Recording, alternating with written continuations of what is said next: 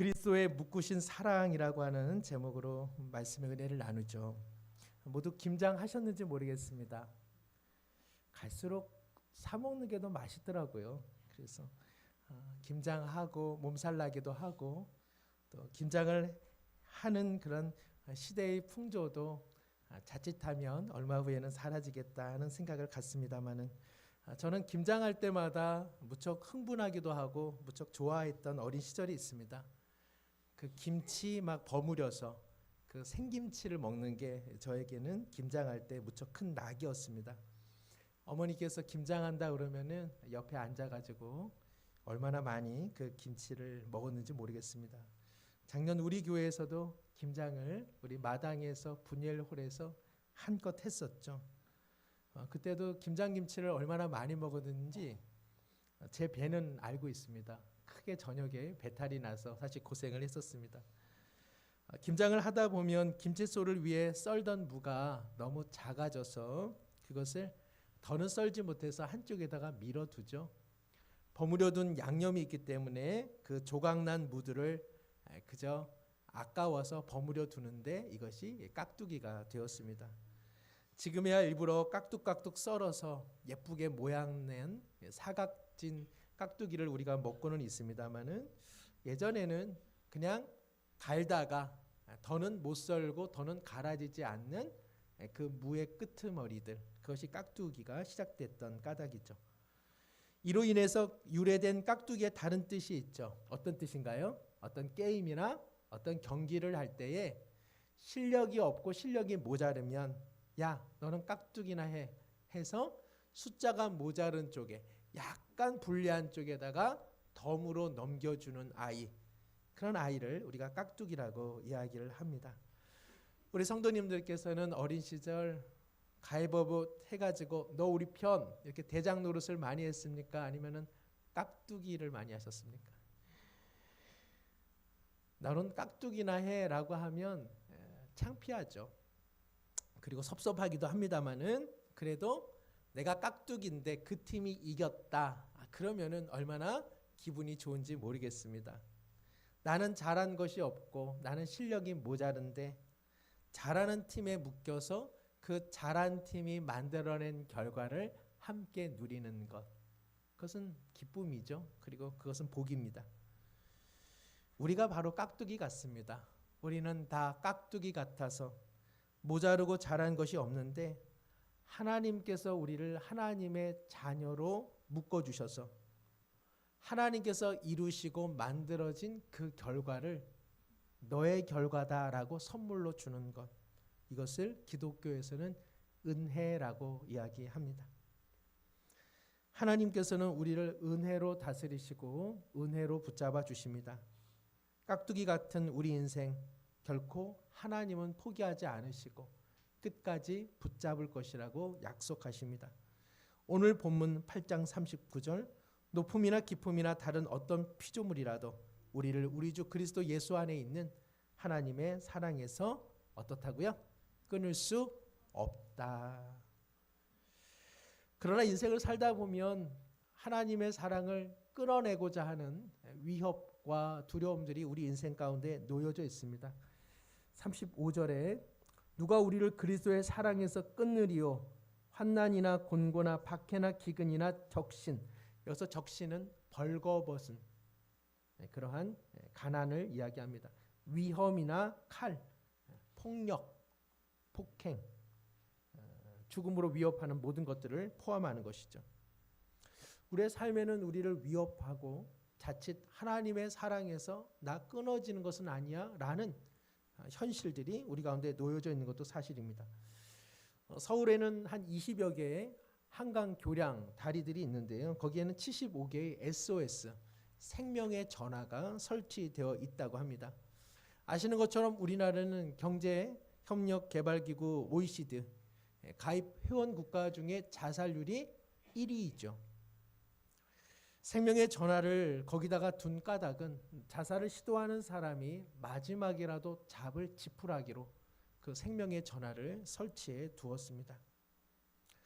10년 동안 매주 금요일 저녁 8시부터 다음 날 8시까지 꼬박 밤을 새면서 그 생명의 전화, 한 통화의 전화를 받아내려고 했던 대구 카톨릭대학교 나지훈 교수라고 하는 자원봉사자 분이 계십니다. 그가 한 신문사와의 인터뷰에서 이런 말을 합니다. 한강대교에서 뛰어내리지 않고 생명의 전화 수화기를 붙잡고 전화를 하는 사람들은 다 살고 싶은 마지막 마음이 있기 때문이라는 것이죠. 그들 대부분이 죽으려고 하는 힘든 상황 속에서도 하는 말은 혹시 내가 죽거든 내 죽음을 우리 가족에게는 꼭 알려주십시오. 어디 다른데 헤매지 말고 내가 여기서 죽었다고 말씀은 해주세요 라는 부탁을 한다는 것입니다. 교량 위에서 천길 낭떠러지로 떨어질 때에도 결국 생각하는 것은 가족이고 그리고 현실의 문제라는 것이죠. 나지훈 교수가 그런 말을 합니다. 자살 충동을 수치로 표현하면 죽고 싶은 마음이 100이 있어서 그 다리 위에 오른 것이 아니라 죽고 싶은 마음은 51이고 살고 싶은 마음이 49인데 그 50일이라고 하는 마음이 조금 앞서서 그 다리 위에 자신의 생명을 올려누었다는 것이죠. 그러니까 51과 49라고 하는 그 저울질 속에서 마지막 시간을 보낸다는 것입니다. 마지막 순간 수화기를 들어 상담사가 자신의 이야기를 공감해주고 경청을 하면 그 중에 어떤 이는 때때로 죽고 싶은 50일의 마음이 49가 되고 사는 마음 49가 50일이 되어서 저 살고 싶어요. 저 가족에게로 다시 돌아가겠습니다. 라고 말을 한다는 것입니다. 우리 성도님들은 어떻습니까? 지난 한 주 51과 혹 49의 마음으로 살지는 않으셨습니까? 매번의 삶을 50일 죽고 싶은 마음, 살고 싶은 마음 49로 살아간다면 너무 인생은 힘겹다 생각이 듭니다. 우리는 비록 그런 수치로 계량화되는 인생은 아닐지라도 그래도 우리 삶을 가만 보면 아슬아슬한 끈에 매달려 아래를 보면 나도 역시 천길 낭떠러지로 떨어지는 것은 아닐까? 까딱하면 나도 버틸 힘이 없겠다. 그런 두려움이 있지는 않습니까? 하나님께서는 이와 같은 우리의 인생을 향해 말씀하십니다. 37절, 39절. 그러나 이 모든 일에 우리를 사랑하시는 이로 말미암아 우리가 넉넉히 이기느니라. 내가 확신하노니 사망이나 생명이나 천사들이나 권세자들이나 현재 일이나 장래 일이나 능력이나 높음이나 깊음이나 다른 어떤 피조물이라도 우리를 우리 주 그리스도 예수 안에 있는 하나님의 사랑에서 끊을 수 없다. 50일과 49라고 하는 가느다란 실에 매여 우리 인생 살지 않게 하시고 하나님은 우리를 그리스도의 사랑, 그 사랑에 단단히 묶어 우리를 살려내셨다고 성경은 말씀합니다. 우리 인생을 그리스도에 묶으셨다라고 하는 뜻은 무엇일까요? 우리 가족들은 서로에게 묶여 있다고 이야기하죠. 남편과 아내가 묶여 있고 그리고 부모와 자녀가 묶여 있습니다. 창세기에 야곱이 사랑하는 요셉과 베냐민을 잃는 순간 그들의 사라짐이 내 생명이 사라지는 것 같다고 절규했던 이유는 그의 인생과 자녀의 인생이 묶여 있기 때문에 그렇습니다. 묶여 있는 인생은 각자의 슬픔이 서로의 슬픔이 되고 각자의 기쁨이 서로의 기쁨이 되는 것이죠. 우리 인생이 그리스도에게 묶여 있습니다. 그리스도께서 가신 그 길, 그리스도께서 살아내신 삶의 결과에 우리 모든 신자의 삶이 묶여 있다고 성경은 말씀하고 있는 것입니다. 그리스도는 이 땅에 오셔서 고난을 당하셨고 그리고 십자가에서 죽임을 당하셨으나 부활로 그리고 승천으로 그 모든 것을 이겨내셨습니다. 우리는 그리스도와 묶여 있지 않으면 절망하면 절망 그것 자체로 끝이고 고통당하면 탄식과 한숨으로 끝날 인생인데 하나님께서 우리를 그리스도에게 묶으셔서 우리는 실패하는데 그리스도께서 승리하셨기 때문에 우리는 실패와 절망과 괴로움 속에서 다시 이겨가는 생명을 누린다고 성경은 말씀하고 있는 것입니다. 그것이 37절 이 모든 일에 우리를 사랑하시는 이로 말미암아 우리가 넉넉히 이긴다는 뜻입니다. 우리가 무엇을 만들어서 넉넉히 이긴다는 것이 아니라 우리는 만들어내지는 못하는 것을 하나님께서 우리를 예수 그리스도와 묶어 그분이 승리하시는 것으로 우리를 승리케 하신다는 것이죠. 39절 우리를 우리 주 그리스도 예수 안에 있는 하나님의 사랑에서 그 어떤 것도 지난 과거, 당하고 있는 현재, 앞으로 어떻게 될지 모르는 나의 미래조차도 하나님의 사랑, 그리스도의 묶인 몸에서는 우리를 끊어낼 수 없다고 하나님께서 말씀하십니다. 오늘은 12월 첫 주 주일입니다. 가정에서 11월 달력을 여전히 매달아 두고 있지는 않으시는지요? 12월이 되어 두툼했던 달력의 마지막 장이 오직 12월 한 장 이렇게 가벼이 흔들릴 때마다 한숨이 나오기도 하고 올 한 해 뭐하고 살았나, 뭐 그냥 바쁘고 분주하기만 했지 이런 것 하나 없구나 하는 탄식이 나오기도 합니다. 그러면서도 저는 12월의 붉은색으로 25 그 숫자를 보면 마음이 설레고 온기가 느껴집니다. 전쟁과 고통, 폭력과 불의가 넘쳐나는 세상 속에서도 우리가 살아야 할 이유, 그리고 이 세상이 여전히 존재의 의미를 갖고 있는 까닭은 무엇일까요? 그것은 12월 25일이 있기 때문에 그렇습니다. 하나님의 아들이 이 땅에 오셨습니다. 이 땅에 오실 때에 예수님께서 무장한 영웅으로 혹은 천군과 천사를 호위하여 이 세상에 오셔서 야, 너무 더럽다. 너희들은 냄새나고 더럽고 조금 물러가서 이야기하면 좋겠다. 내 몸에 손대지는 말고 나랑 같이 겸상하려 하지는 말고 자리를 좀 뜨자. 그렇게 우리 예수님께서 이 땅에 오셨다가 야, 여기는 내가 있을 곳은 아니야 하고 호련히 떠나신 것 아니라 우리처럼 부서지기 쉬운 인생으로, 작은 생명으로 어찌 보면 더 비루하고 더 위험천만한 곳에 오셔서 우리 인생의 동네에 태어나시고 그리고 성장하시고 자라나시고 그리고 우리의 갔던 모든 길을 함께 걸어가셨다는 것입니다.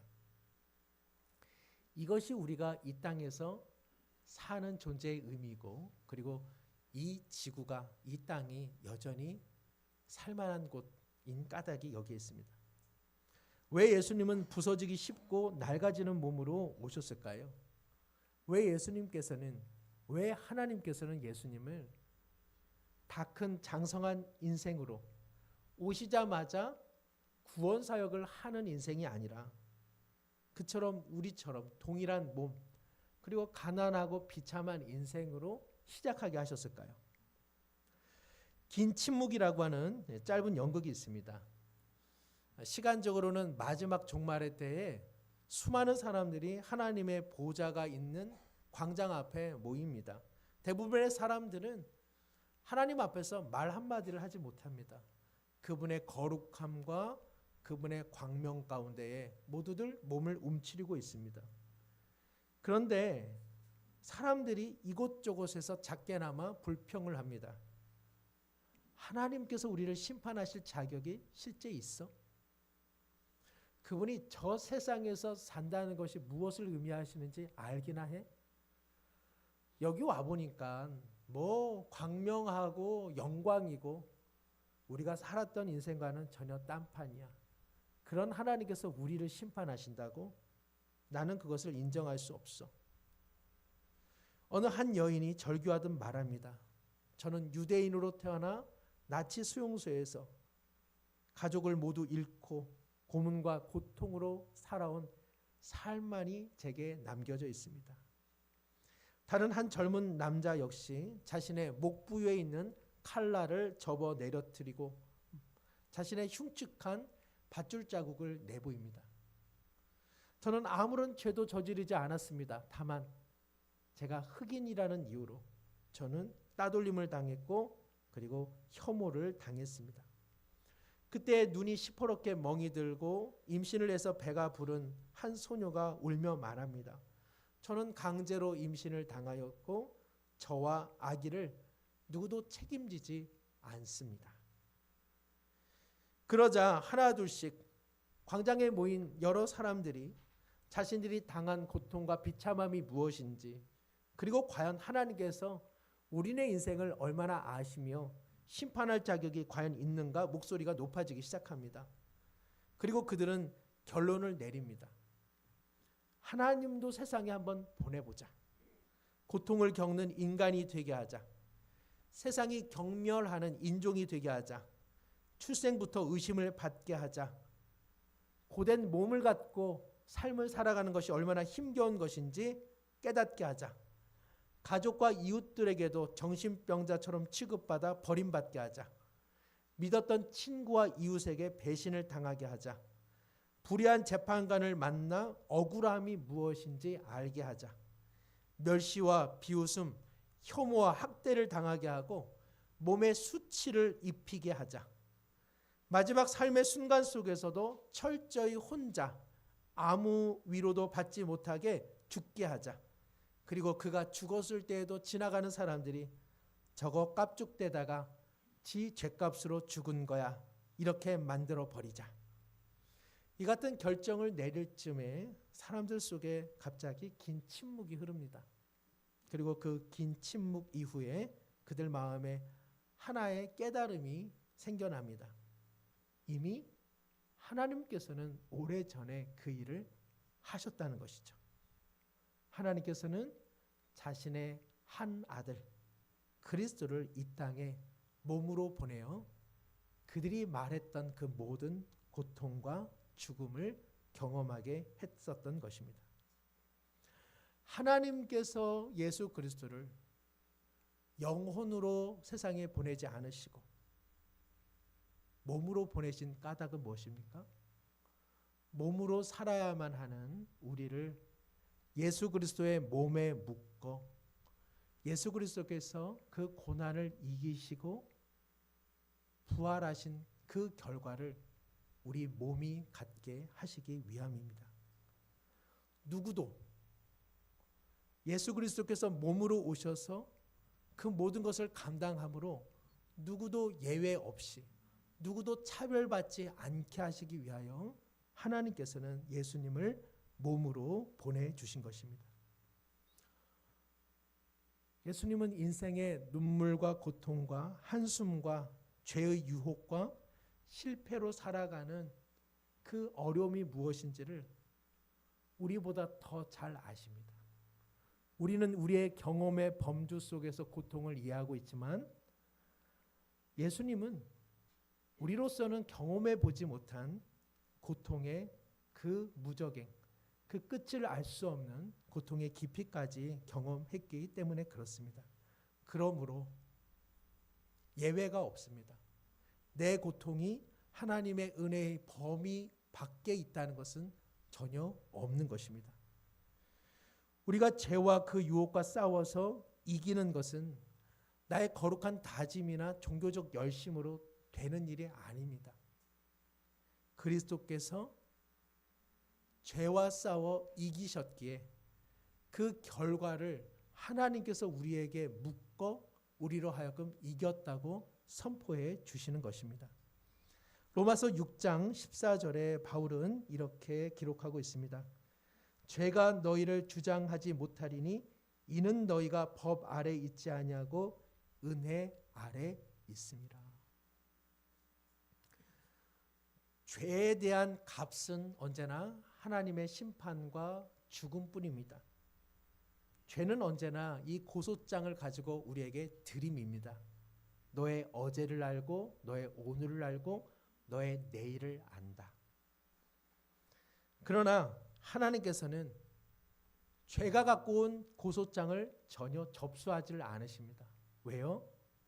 죄는 우리의 삶에 관여하거나 간섭하거나 주장할 아무런 권리가 없다고 하나님은 말씀하시기 때문에 그렇습니다.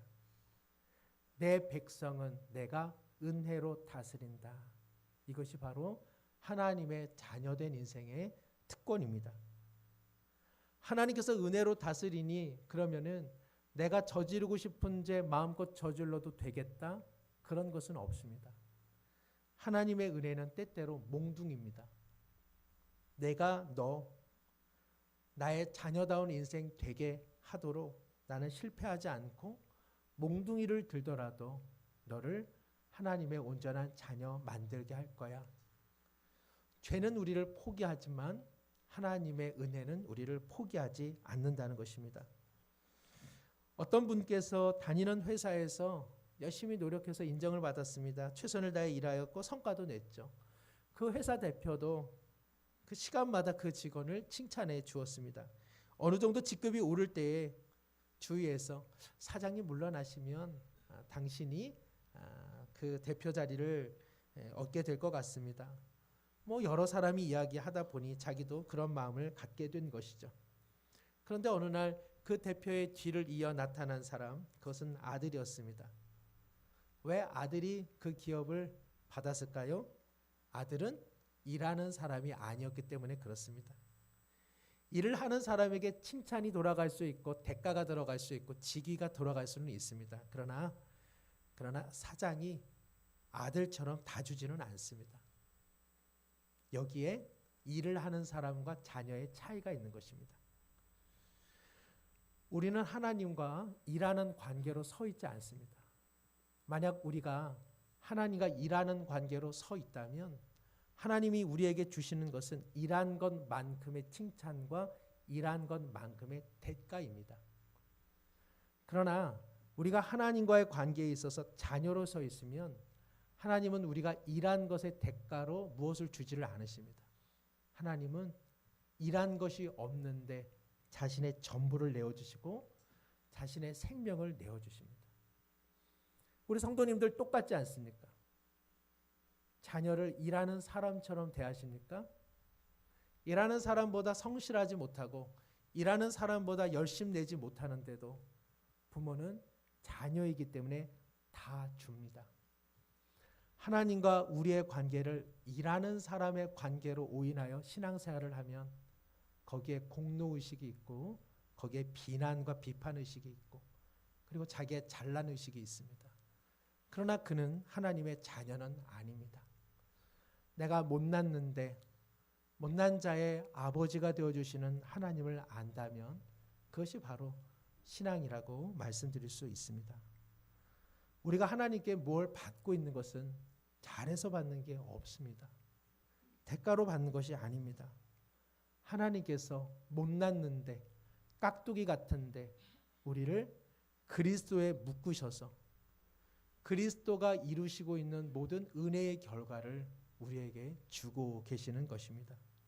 그러므로 우리가 인생을 산다는 것은 그리스도에게 묶여 그분이 죄를 이기시고 부활하신 그 생명으로 우리의 남은 여생을 새롭게 시작하고 있는 것입니다. 이것을 그리스도와 연합되어 있다고 말하는 것이죠. 그리스도 따로 있고 나 따로 있는 것이 아니라 하나님의 자녀는 그리스도와 다 묶여져 있고 엮어져 있는 것입니다. 로마서 6장 4절에서 7절은 이렇게 말씀합니다.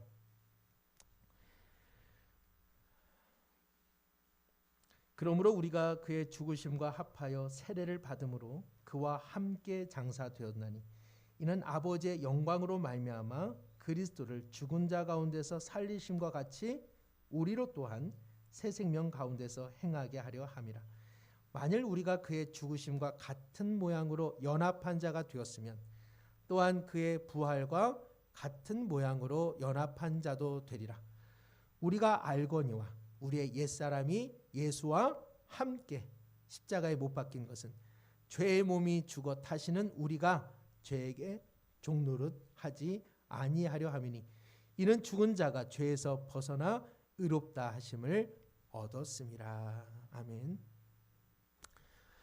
기독교 신앙의 정수입니다.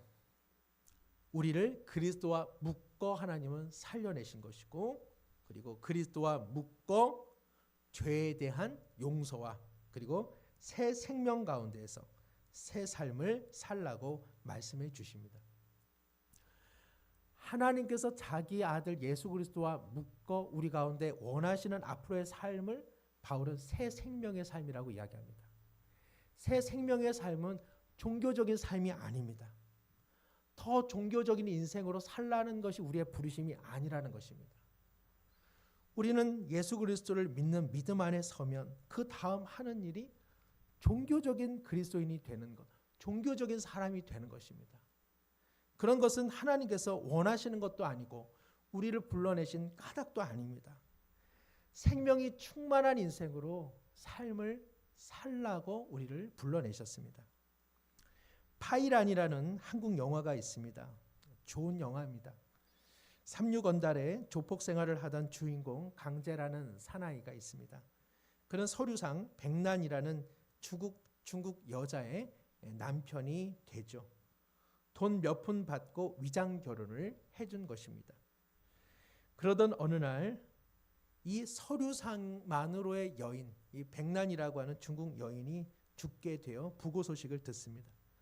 서류상의 남편이라 할지라도 그 마무리를 해야 되기 때문에 서류를 작성할 때 한 번 보았을 뿐 전혀 얼굴이 기억나지 않는 백난의 유고를 가지고 그녀의 마지막 인생길을 예기치 않게 배웅하게 되는 것이죠. 그러면서 이 강제는 그 여인이 자신에게 썼던 편지를 발견하게 됩니다. 그 편지의 내용은 이렇습니다. 강제 씨, 아무도 의지할 수 없는 이 한국 땅에서 당신이 남편이 되어준 일이 저는 너무 고맙습니다. 그 덕분에 저는 이곳에서 살 수 있었습니다. 당신은 가장 친절한 사람이었습니다. 그러면서 이 여인은 서류상의 남편이라도 남편이기에 당신을 잊지 않기 위해 저는 당신의 사진을 보았습니다. 보고 또 보다 보니 이제는 당신을 좋아하게 되었고 인생의 마지막 때에 당신의 아내로 죽어도 괜찮을까요? 라고 그 편지에 묻고 있습니다. 이 영화의 포스터의 표제어는 이렇습니다. 세상은 날 삼류라 하는데 이 여자는 날 사랑이라 한다. 여인의 뒤늦은 편지와 유골함을 듣고 주인공 강제는 마지막 순간 오열합니다. 자기와 같은 인생을 누군가 사랑하고 있었던 것에 대한 감사요. 그러나 자신이 살아온 지난 인생에 대한 뼈저린 후회였습니다. 자신의 삶에 있어서 어쩌면 처음이요 마지막일 것 같은 아무 한 것이 없는데 그 존재 자체를 누군가 사랑해 주었다는 사실 앞에서 이 강제는 지난 모든 삶을 내려놓고 새로운 인생을 살고자 다짐하게 되는 것이죠. 성도 여러분, 그리스도인이 된다는 것은 더 종교적인 사람, 더 도덕적인 사람, 그래서 경직되고 굳은 사람이 되는 것, 그것은 하나님께서 우리를 부르신 목적이 아닙니다. 하나님께서 자신의 사랑하는 아들을 몸으로 보내어 우리같이 잘하는 것이 아무것도 없는 인생을 그 영광스러운 몸에 묶어 우리를 구원하신 까닭은 우리가 살아야 할 인생의 생명을 못 살아내니 다시 살라고 하는 사랑의 삶, 따스한 인생의 길을 걸어가라는 하나님의 부르심입니다. 그 삶은 어떤 것일까요? 바울 사도는 고린도전서 13장에서 참 믿음의 삶이 무엇인지를 이야기합니다. 먼저 그는 믿음은 방언을 한다거나 멋들어지는 기도를 한다거나 또 산을 옮길 만큼 믿음의 어떤 부르짖음 그런 것이 아니라고 성경은 이야기하고 있습니다. 누가 무슨 일에 헌신을 하면 그게 믿음 좋은 것이냐, 사랑 좋은 것이냐, 바울은 그렇게 이야기하지 않습니다. 참된 생명의 삶, 참된 사랑은 무엇이냐? 바울은 그 누군가를 향해 오래 참는 것, 그 누군가를 향해 온유한 것, 그 누군가를 향한 더러운 시기의 마음을 버리는 것, 그 누군가 앞에서 헛된 허영과 허세와 자랑하지 않는 것, 그 누군가 앞에서 교만 떨지 않는 것, 그 누군가 앞에서 무례히 말하지 않고 무례히 행하지 않는 것, 그 누군가 앞에서 자기의 유익을 구하며 내 중심으로 살지 않는 것, 그 누군가 앞에서 나는 생겨먹은 것이 이 모양이라 성질내지 않는 것, 그런 것이 진실한 성도의 모습이라고 바울은 이야기하고 있습니다. 성도 여러분, 우리는 하나님을 믿으면 늘 자책하고 늘 자괴하는 부분이 대부분 믿음 없는 것, 기도하지 않은 것, 주일에 예배드리지 않은 것, 이런 것들로 결국 신앙의 내용을 좁혀버립니다. 그런 것이 아닙니다. 하나님은 우리가 새로운 삶, 생명으로 가득한 복된 삶을 살기를 원하십니다. 그 삶을 우리로서는 살 수 없는 것을 아시기에 그리스도를 보내어 그분의 몸에 묶여 우리로 하여금 그 삶을 살게 하고 계시는 것입니다. 우리의 삶은 복잡한 것 같아도 우리의 삶은 사실은 단순합니다. 하나님께서 우리를 미리 아셔서 십자가를 통해 우리를 하나님의 자녀로 만들어 두셨습니다. 그리고 완전한 하나님의 영광스러운 자녀로 완성시키십니다. 우리의 인생이라고 하는 것은 이미 시작되었고 아직 완성되지 않은 그 작은 여생의 과정 가운데 우리는 머물러 있습니다. 하나님께서는 우리의 이 작은 삶 속에서 하나님이 그리스도에게 묶인 그 사랑이 무엇인지를 우리로 깊이 깨달아 알며 의지하며 살라고 말씀하십니다. 또한 우리로 하여금 이제는 세상에 묶인 인생이 아니라 그리스도의 몸에 묶인 인생이니 그리스도라면 살아가실 그 삶을 우리로 하여금 한번 살아보고 오라고 우리를 이 땅에 남겨두신 것입니다. 주와 연합되어 사는 인생이 하나님의 자녀라면 주와 따로 분열되어 사는 인생은 죄의 인생이라고 말씀드릴 수 있습니다. 세상은 우리를 깍두기라 모자르고 쓸모없다 말할지 몰라도 하나님은 우리를 사랑이라 말씀하시고 우리로 하여금 잘한 것의 대가가 아니라 못난 것이 많은데도 하나님의 자녀로 그 생명을 영원히 주고 계십니다. 그 어떤 것도 그리스도의 몸에 묶은 하나님의 이 사랑에서 끊을 것은 없을 것입니다. 기도하겠습니다. 참 좋으신 하나님 아버지, 하나님의 사랑은 추상적이지 않습니다. 우리를 향한 구체적인 사랑이십니다. 그 무엇도 끊을 수 없는 자신의 사랑하는 아들 그리스도의 몸에 우리를 묶으셔서 우리를 사랑하고 계십니다. 그리스도는 영원히 실패할 수 없기에 우리는 실패하지 않는 승리의 인생이 되었습니다. 이미 그리스도 십자가 아래서 승리한 인생임을 기억할 때에 우리 모두 세상에 무릎 꿇지 않게 하여 주시고 그리스도의 몸에 연합되어 그 사랑을 확인하며 사랑의 새 생명으로 충만히 살아가게 하여 주시옵소서. 종교적인 사람이 되는데 우리 인생의 목적을 두지 않게 하여 주시고 고린도 13장의 사랑의 일상의 삶을 주님의 몸에 묶여 살아가는 성탄의 달 12월 되게 하여 주옵소서. 예수님의 이름으로 기도드리옵나이다. 아멘.